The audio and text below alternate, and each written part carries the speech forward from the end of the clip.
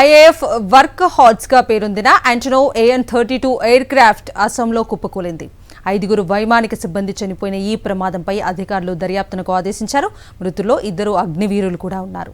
అసోంలోని Jorhat air base లో ఘోర విషాదం చోటు చేసుకుంది. భారత వైమానిక దళానికి చెందిన AN-32 రవాణా విమానం కూలిపోయిన ఘటనలో 5 చనిపోయారు. తీవ్రంగా గాయపడిన కో పైలట్ కు ఆసుపత్రిలో చికిత్స అందిస్తున్నారు. మృతులను squadron leader Prashant Singh, flight lieutenant Shubham Kumar, sergeant Jitendra Sharma, Agniveer వాయుకు చెందిన ఖేమరామ్ కుమావత్, డానిష్ ఆలంగా గుర్తించారు. జోర్హట్లోని రౌరియా ప్రాంతంలో ఉన్న ఎయిర్ బేస్ లో విమానం దిగుతున్న సమయంలో ప్రమాదం సంభవించింది. ల్యాండ్ కాగానే ఒక్కసారిగా ఎయిర్ క్రాఫ్ట్ లో మంటలు చెలరేగాయి. వెంటనే రెస్క్యూ టీమ్స్ ఘటనా స్థలానికి చేరుకుని సహాయక చర్యలు చేపట్టాయి. అగ్నిమాపక సిబ్బంది మంటలను అదుపు చేశారు. ఈ ప్రమాదానికి గల కారణాలను తెలుసుకునేందుకు అత్యున్నత స్థాయి దర్యాప్తునకు ఆదేశించినట్టు వాయుసేన వర్గాలు వెల్లడించాయి. ఘటనకు మానవ తప్పిదమా లేక సాంకేతిక సమస్య, ప్రతికూల వాతావరణం కారణమా అనేది దర్యాప్తులో తేలనుంది. విమాన ప్రమాదంలో ఐఏఎఫ్కు చెందిన 5 సిబ్బంది ప్రాణాలు కోల్పోవడంపై రక్షణ మంత్రి రాజ్నాథ్ సింగ్ దిగ్భ్రాంతి వ్యక్తం చేశారు. విధి నిర్వహణలో ప్రాణ త్యాగం చేసిన వాయు యోధుల కుటుంబాలకు అండగా ఉంటామని పేర్కొన్నారు.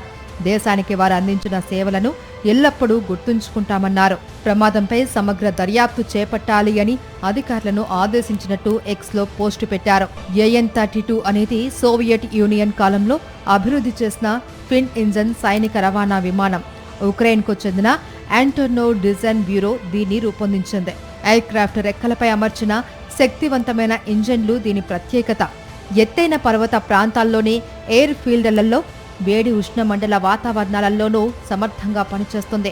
7.5 టన్నుల సరుకును, 50 మంది ప్రయాణికులను, 42 మంది పారాట్రూపర్లను రవాణా చేయగలదు. ముఖ్యంగా ఈశాన్య రాష్ట్రాలు, లద్దాఖ్ వంటి క్లిష్ట భౌగోళిక పరిస్థితులు ఉన్న ప్రాంతాలలో సైనిక సామాగ్రి, సిబ్బంది రవాణాకు ఈ విమానాలను విస్తృతంగా వినియోగిస్తున్నారు.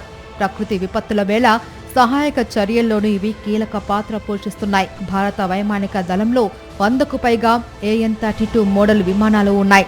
గతంలోనూ పలుమార్లు ఈ ఎయిర్ క్రాఫ్ట్స్ ప్రమాదాలకు గురయ్యాయి.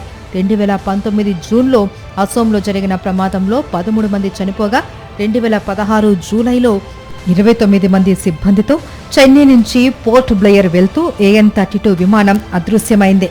2024లో దీని శకలాలు బయటపడ్డాయి.